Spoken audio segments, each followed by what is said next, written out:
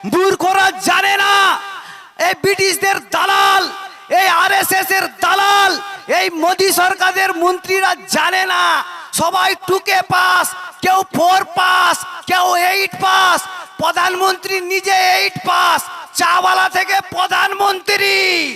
এই অযোগ্যর হাতে যেদিন থেকে দেশটা চলে গেল তো নেবে। আর সর্বোপরি ভয়ঙ্কর যেটা আমি একটু আগে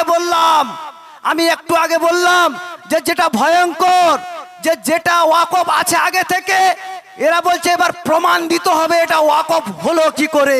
আর এই আইনটাকে কাজে লাগিয়ে এরা একটা একটা কবরস্থান, একটা একটা মাজার, একটা একটা তারা দখল করতে চায়।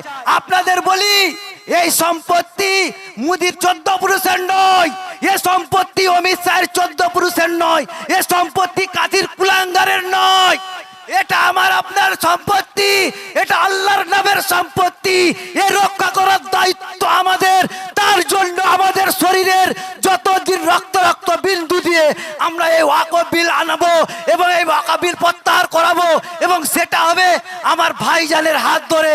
অন্যান্য রাজনৈতিক দালালদের নয়, তারা অন্য রাজনৈতিক দলে ভোটের পালে হাওয়া লাগাবে।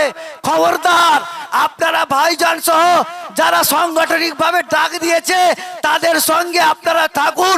আগামী দিন এই মোদি যোগী সহ এই অমিত শাহদেরকে আমরা জুতা মেরে মেরে গণতান্ত্রিক ভাবে ভারত ছাড়া করবো।